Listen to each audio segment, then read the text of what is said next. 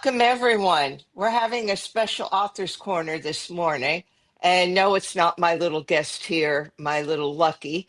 He just happens to be needy this morning and sitting on my lap. And I think he's anxious to hear our guest, who is actually the CEO, the owner of Own It, the Own It platform, Own It X. I'll let her give you the list of what she does because it's pretty extensive, and it's Dr. Marissa Bluedone. I hope I'm pronouncing your name correctly because I always have trouble pronouncing people's names. So we're doing a one-on-one interview today because Marissa has a lot of insight into self-publishing, the aesthetics of publishing as far as the magazine, what covers look like on books, the creativity of things, just really the whole, what I call the elegance of that, and a lot about self-publishing because that's an area that I'm familiar with it, but not like Marissa is, because she actually has a publishing company and she could give us some of the ins and outs. And I think one of the things we all need is, how do we market our book, which is very important, and how do we do that work? So I'm going to turn it right over to Marissa. She could give her own introduction. And by the way, I'm Teresa Palmer. I've been guest hosting on the Author's Corner, and I appreciate the opportunity to do that as it is Marissa's platform. So I will let her give her own introduction here. Oh, and I just want to say thank you for doing an excellent job. It helps when you have good help, right? So we always talk about teamwork makes the dream work, and we shared that last night when we exchanged, complimentary comments to one another last night during the meeting for Own It X. And it really feels good. And I have to say that from a truly authentic and organic place, because real good help is hard to find on the level in which you are showing up. And so it's really, really a huge relief to know that you're running things in my absence, and allowing me the opportunity that many CEOs running their own business need, that downtime and that away time from the public, so that we can get some monumental things done in the background to advance the company overall. And so it's critically important to have this kind of help. And I just can't say it enough, how thankful I am and how proud I am to know that it's being the lives are going on, and they're going on with a standard of excellence. That's so important. And we did a retreat meeting yesterday. I had a list of, from 6 o'clock on, I was in meetings until 10. And 6 p.m., we had a retreat meeting for Reflect, Reframe, and Renew. And Dr. Reed is heading that up. And we talked about how strong women, when a strong woman breaks, and that's her new book. And so she shifted the gears of focusing on just not just talking about self-care, but soul repair. Why is this important? I'm saying that because this very thing here is that if I am strong, I am very, very strong. I can handle a lot. But should we do that so much that we end up breaking? And this is one of the real life examples of how do you avoid that? How do you set the balance? And you had offered and said, hey, Marissa, I got you. So if you need to continue. That's huge. It's huge. And if we go and shift the gears and talk about authorship, and I'll talk about what I do. So Own It Magazine and Publishing it came from a place of just me posting online. So I started off just posting online and just being myself, very optimistic, very spiritual, very motivational. And I would get not public messages. I would get private messages that said, Marissa, thank you so very much. Your words encouraged me. And I'm a straight shooter. And so when I say something, I say it with a lot of power, a lot of authority, and a lot of conviction. That's just me being me. It's not me trying to show up for anybody. It's just saying, you know what? They can say no all they want to. We're going to get it done. I'm going to get it done. And I have done that. And so, Own It magazine was birthed out of me just making posts online that were motivational, and it was called TOL, Thinking Out Loud. And I gathered those books. I gathered those quotes and things like that, and I actually made a 6-book volume series out of them. But the magazine birthed out of that, and because I wasn't one who took the conventional route, I just began to grab my professional friends and said, "Hey, would you like to contribute to the magazine? Would you like to contribute to the magazine?" And then, as a business person, I began to see the work that was involved in it. I also saw it. This is marketing and advertising. Magazine publishing is marketing and advertising, and I began to design ways of making revenue from the magazine, and not at a big cost, because it's cost effective to work with Own It magazine. And I do it that way because, as a business coach, I already know you have to spend a lot of money outside of just working with me to run your business. I know it. Why? Because I have to pay all of the things that I have to pay in order for me to run the business. So when people partner with me, I always make it cost effective, not selling my skills and talents short, but making it so that it's a fair deal. You walk away, and I make sure that it's comfortable for you, and you've gotten a wealth of information. I always believe that I give more than what you're paying me for, but I'm good, because when you walk away from me, I want you be able to walk away and you be able to flourish in the way that you want to flourish, and be successful. So I rather just give it to you, and then whatever you do with it is on you. But at least I know that I did not withhold anything that would help you be fruitful, and multiply with your business. So Own It is the magazine. I do coaching, but very, very rarely. I don't do coaching in a big way. But we also have our annual retreats. We have a few this year. We have our annual retreats, which gives business owners the opportunity to become more and more polished in their public speaking. Because in order for you to sell, we're in the author's corner, in order for you to sell your book, you got to get clear on your messaging. And that's what caused me to take people and start interviewing them live, because I saw, like myself, they didn't know how to have clarity in their messaging. And because they didn't have clarity in their messaging, it came from, and you and I know this as distinguished Toastmasters, that it comes from practice. It comes from repetitive speaking and speaking and speaking, and getting Right. past the nervousness, or the level of nervousness that will paralyze you, right? So you want to be Right. able to speak to the point where you're proficient in speaking. And then also too, as you continue to answer the questions, you begin to gain clarity for yourself of what you're doing, right? Because I know Absolutely. with me, starting out with my degrees in psychology and then in IO psychology, it was like, what am I going to do with this? How am I going to transition from the current position that I hold as a career, and transition into what I know that I'm called to do? Because I know that I am a behavioral analyst. I know that I am a person who is designed and wired to serve people in the capacity of helping them get in alignment with their life's assignment. And that means fulfillment. That means setting them free from limitations that will cause them to compromise their own happiness, compromise their own goals. And so I know I'm wired. So how do I go from that mindset of, I just need a job, and a job that's going to pay me, right? And I got the skills to do it, to the job that I was really designed by the creator, by God, to actually live and fulfill. And so I'm going to digress. So we have Own It magazine and publishing. I do a little business coaching. I do author coaching and helping people write their books and publish them. Own It has had countless. I'm not a big person on stats.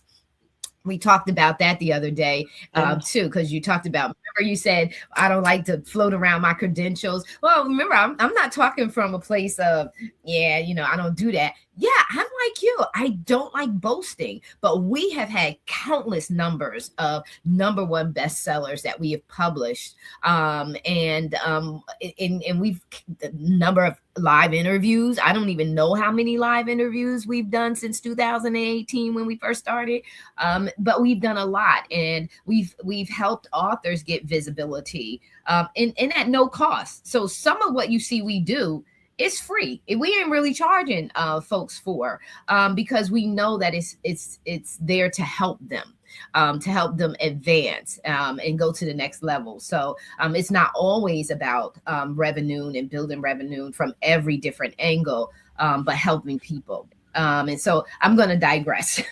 I know I didn't touch everything, but I'm going to digress. That's okay. I wanted to say one thing. I am a contributing author to Own It magazine, and my work is always about the heart. And I appreciate being able to be on a platform where people do appreciate that the heart is more than a pump. That's a whole different topic in and of itself. But the aesthetics of the magazine, and not only the magazine, but the book covers. And they're just beautiful, and they're so creative. And aesthetics to me, some people will say, okay, it's the finer way of life, or whatever. But I think that it really comes down to the aesthetics of something show the love, the respect, and the care that the person puts into it. When you take the time to have a product that is so aesthetically appealing, there's so much love in it. And I'll use another example. There's a deli that opened near me. And, I thought, okay, a deli's a deli. Stop in and see what it is. Well, it was a chef from a five, what would it be? I guess 5-star restaurant in Birmingham, Alabama. And he decided to go out on his own, but he didn't want just an ordinary deli. Mhm. When you read why he started the deli, that everything is made with love, he takes care in each sandwich, salad, plate. And when I was in there, I was watching him because the kitchen is open, it's right in the same area. If you could have seen the care this gentleman took with the chicken, with the cheese, with the bacon, and with his special sauce, and carefully, I mean carefully, and beautifully put it on a bun, a toasted bun, made sure that it was cut properly. I ordered chips. He put the chips around it.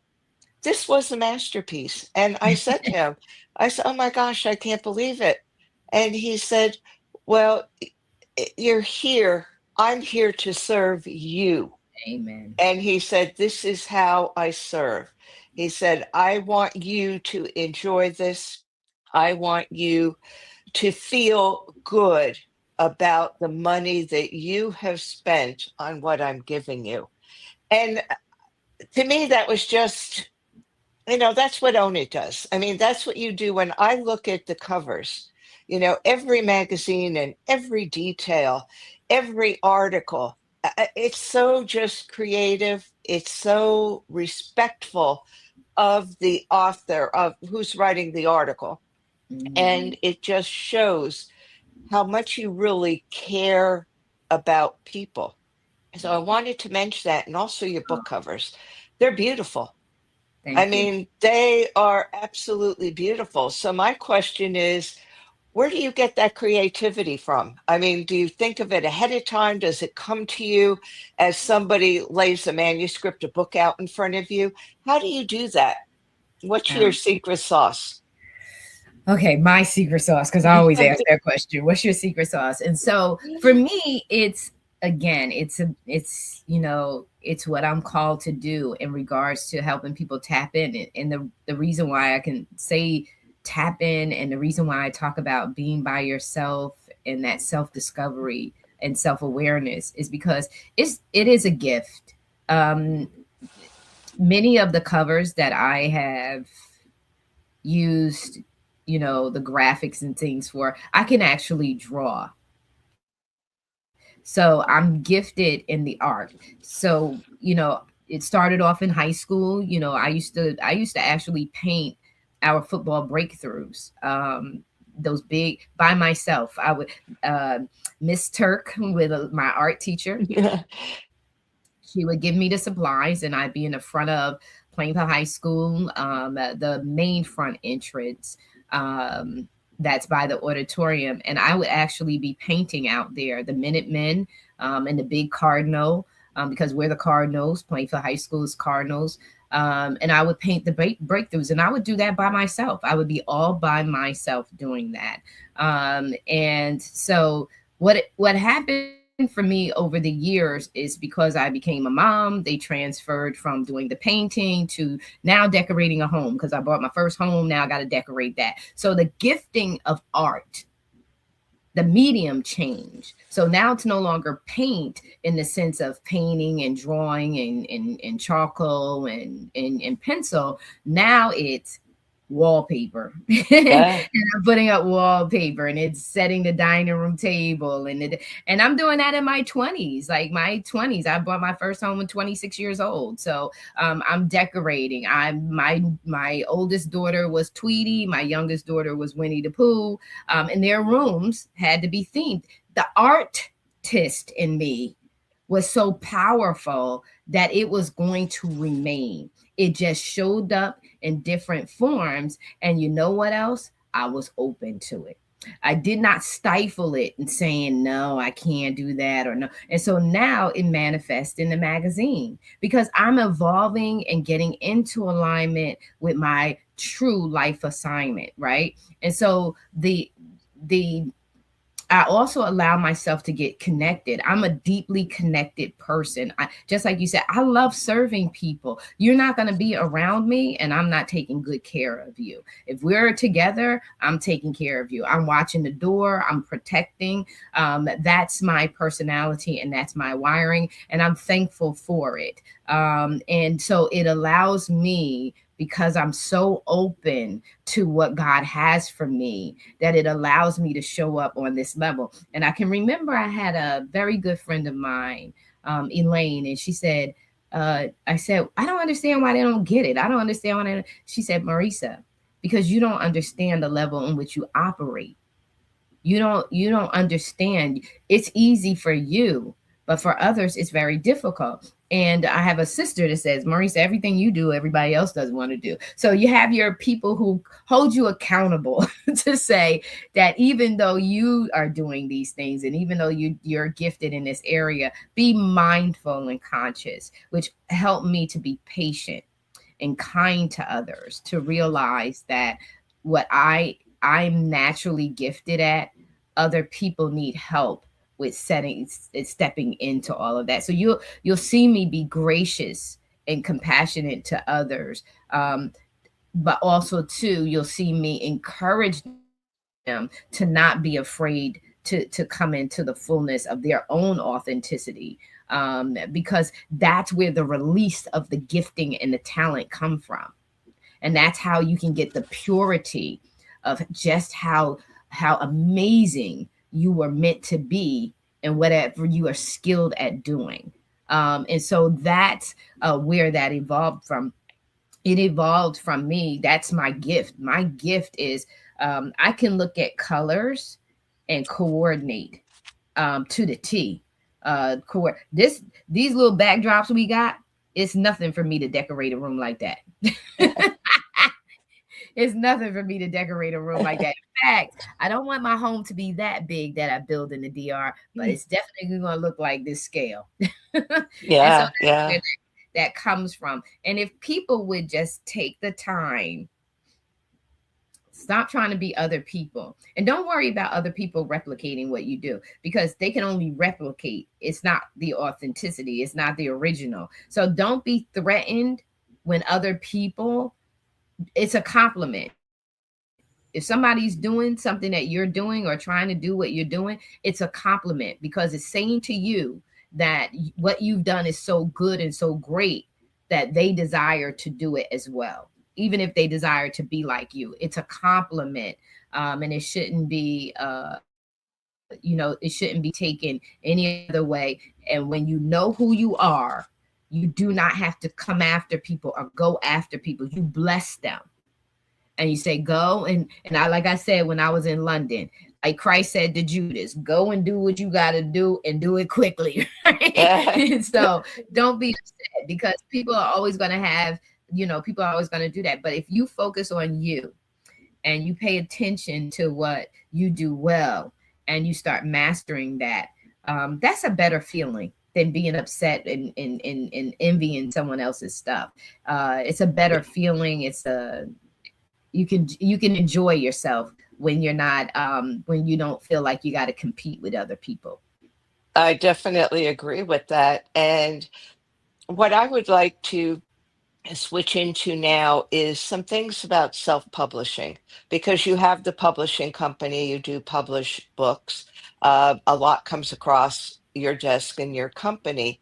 And we talked about at one point, I believe marketing to me is very hard. Number one, you have to talk about yourself, promote yourself.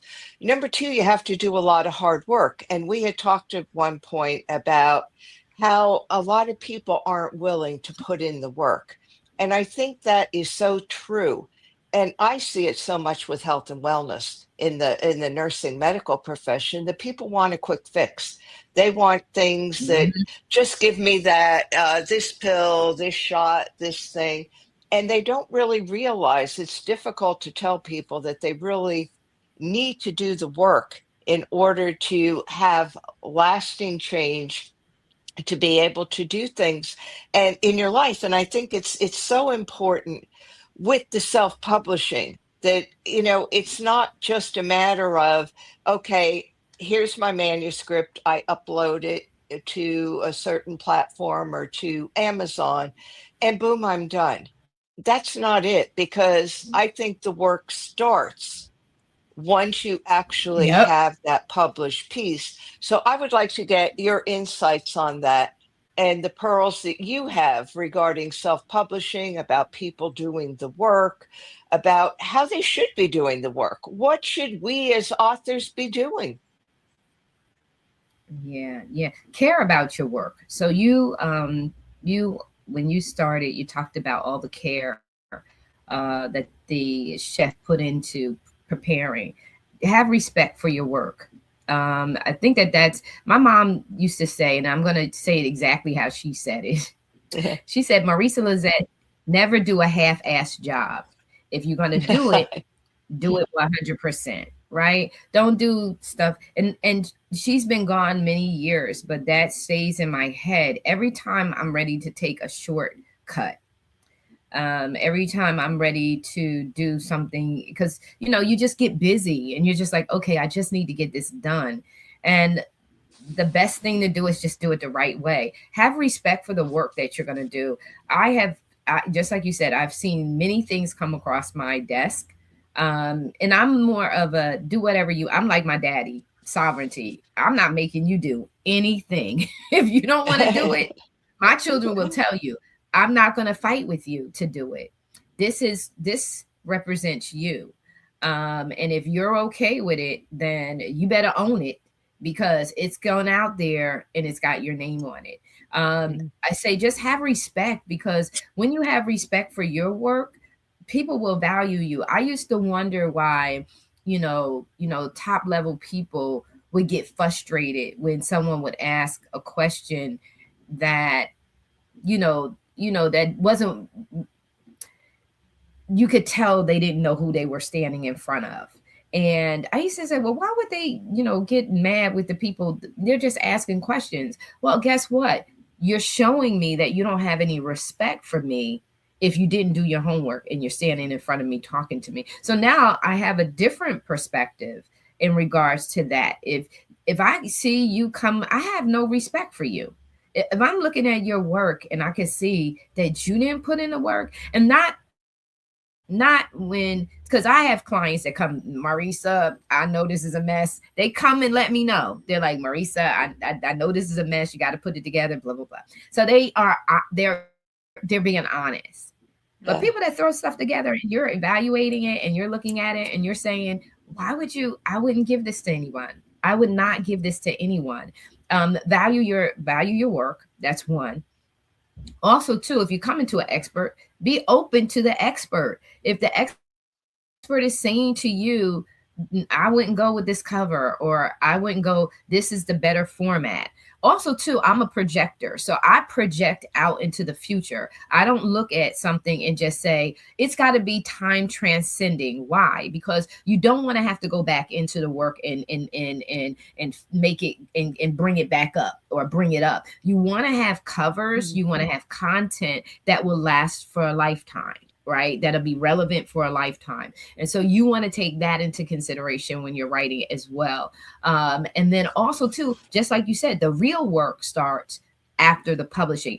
And I say be strategic and intentional. So, in the meeting last night, when I got a chance to speak with the speakers, you were there. I said to them, I said, don't, when you come, be prepared, have an agenda. When you're publishing on a book, what's your agenda? Because your agenda is going to set the tone with whatever you're going to do next. You should be having that already set up. So for me, publishing a book is just not about publishing a book. What are you going to do? Are you going to teach what the book is talking about? Because that's revenue. And even if you're advocating, you still need money, because even in advocacy, you got to travel to these different places to talk about and advocate for what you're talking about. So make that make sense. You're going to have revenue. So you need to have, so it's 2026. Now, if I still was in the United States, I would be planning multiple events around my book. And also too, and if you've heard me on the author's corner over and over again, you got to make people pay for the book before they even get to the event. So have a prepay event.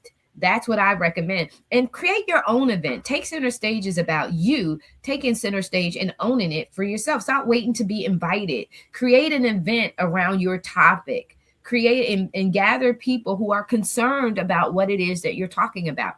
Then have a message that gets them to, that's engaging. And then it's what's your next. So are you a coach? So if you are a coach, you want to make sure that you have an event that people are interested in the topic that you're talking about, and perhaps they need coaching as it relates to that. Because what's next after the event is over? The event is over. Now you sold your books, but you don't got nothing else. You have no continual, right? So you want to have a continual in something that is going to either open up the door for a further revenue for you, or you want to have something that's going to open the door for you to now have another event.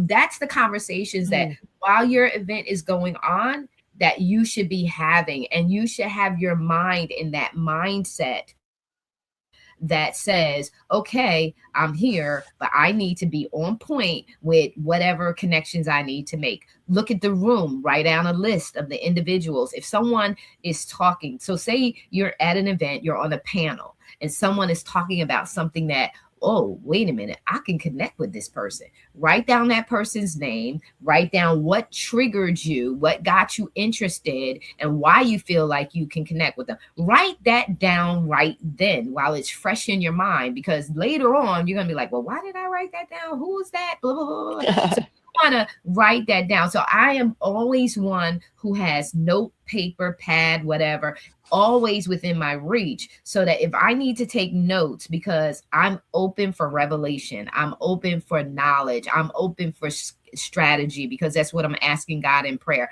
Show me the plan and the strategy. Jeremiah 29:11 says, you know the plans you have for me, but I need to know those plans. And so that's how I think. I don't think just, oh, that's so wonderful, God knows the plans. No, Daddy, you need to tell me what those plans are, because I'm here on earth and I need to carry them out, right? So I need to know.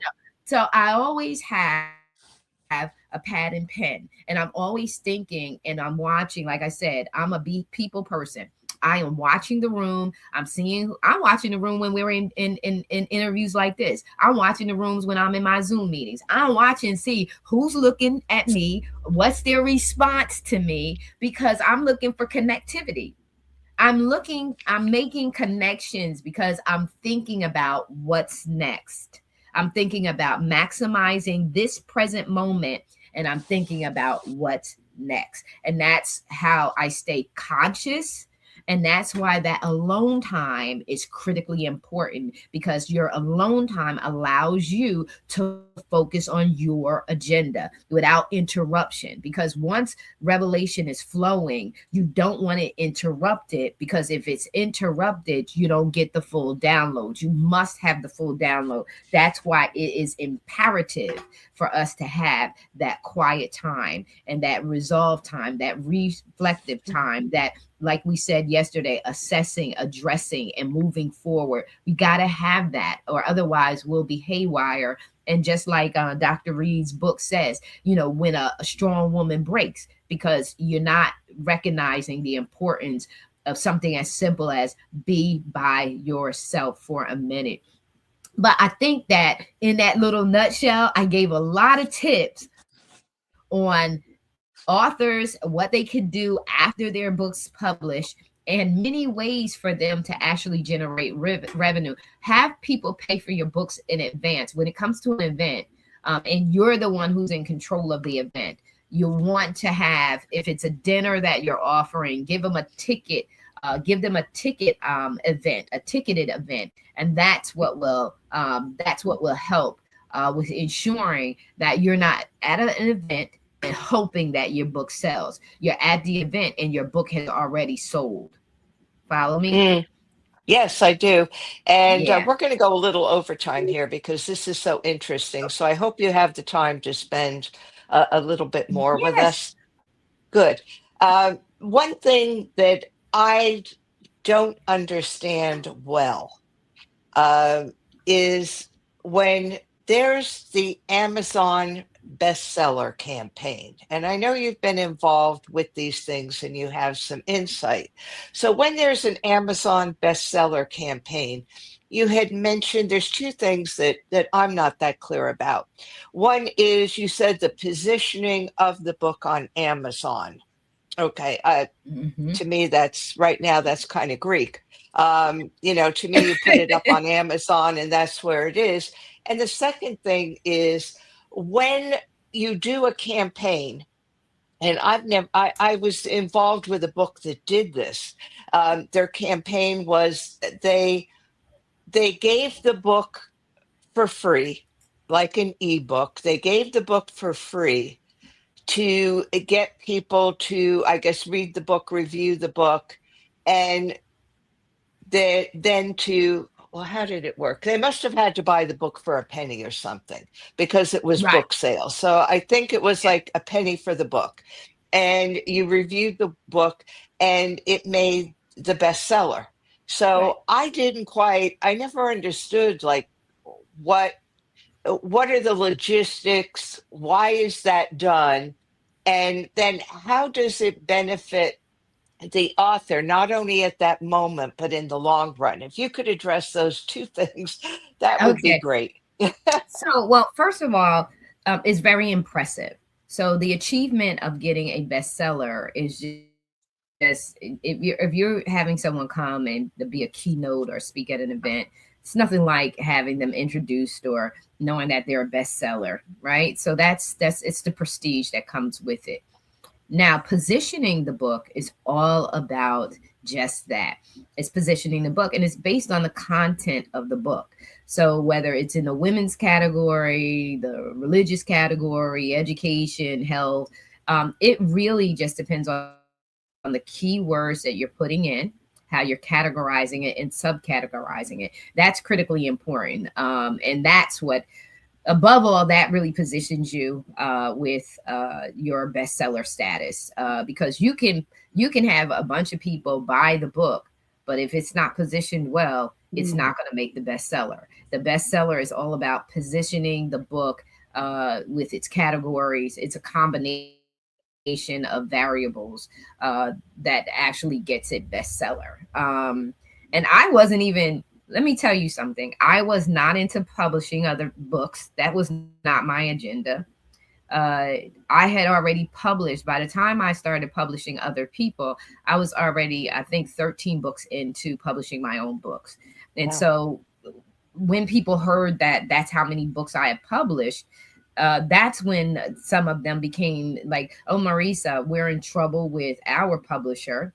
Can you help me? So it really came out of crisis.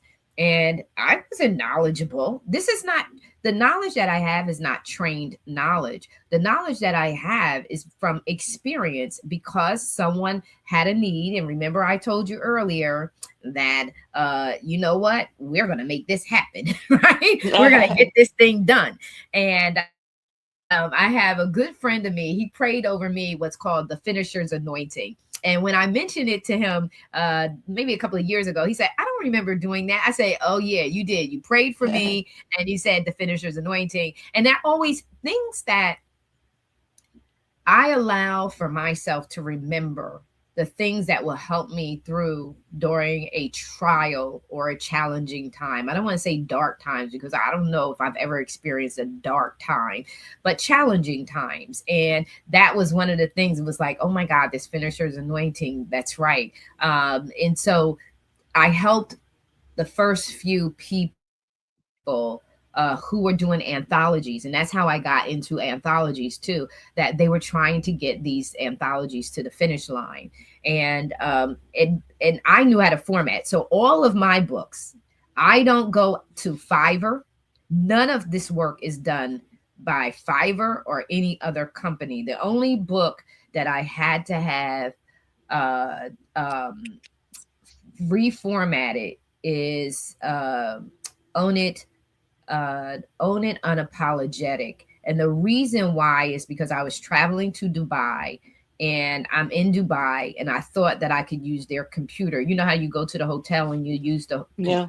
computer? Well, their computer, I don't know, it did not have Word on it. Like it didn't have anything like beautiful hotel, but it did not, I could not do the work that I needed to do there. So I did have to have a gentleman in Fiverr get that book to the finish line. It was already formatted, but I had to do some tweaking and I wasn't able to do it because I was in Dubai. But other than that, every cover, all the content, I do all of that formatting, everything associated with the magazine. I do all of that formatting myself. And so, with that being said, helping them to the finish line with their anthologies and getting them done, that's what opened the door for me to now. This is many years ago, but now begin to publish other books. And it was beautiful because it was at a time where I needed another stream of revenue coming in. And it really worked out. And this is the key about, if you talk about leveling up, you better be open to the opportunities. You can't sit and say, "No, I'm not going to do that." Well, then don't do it and stay at your full-time job and do whatever. But when you're open to learning these skill sets, it just opens the door.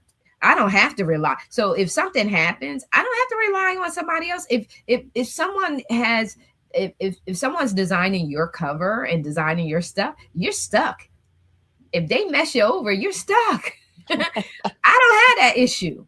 I don't have that issue because I learned the skills, and I always say too, I thank God that I started from the bottom because my administrative background and I type 120 words per minute.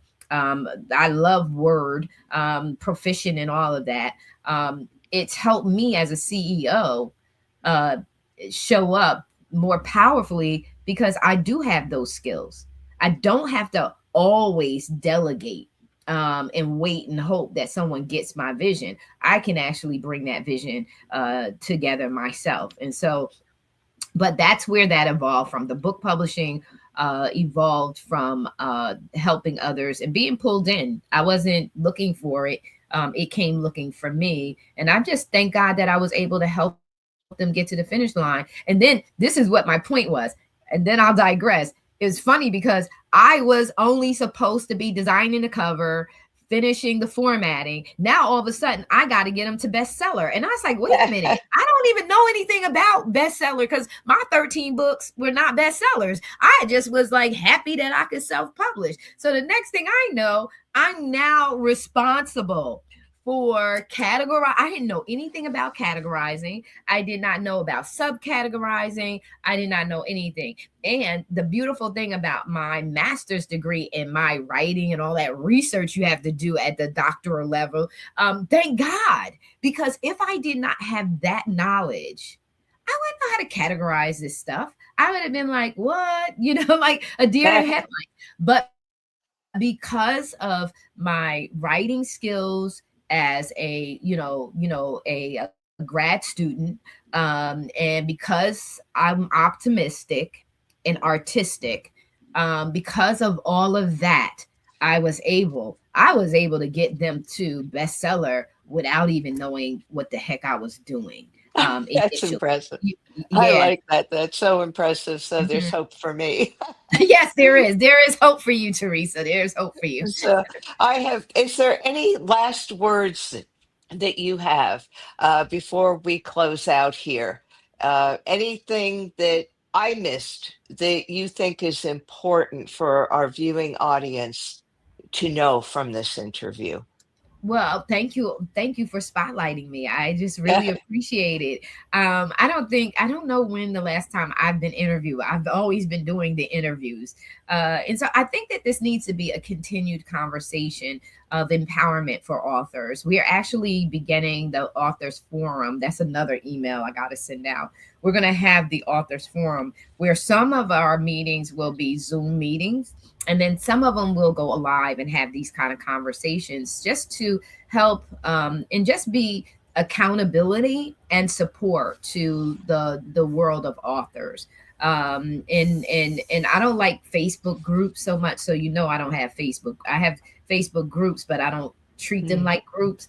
I like Zoom meetings because I feel like we can really connect and have some private conversations, and then those people who want to go live, we can have some live conversations. So we will be starting the Authors Forum, which will be Zoom meetings, and then periodically the forum will kind of spill over, and we'll do some lives like this, and get some visibility for our authors. But the biggest thing is that you have to have a plan. It just depends on your agenda or your what it is that you desire to do. So if you desire to build revenue from your published book, then you're going to have to become that subject matter expert if you're not already on what you wrote.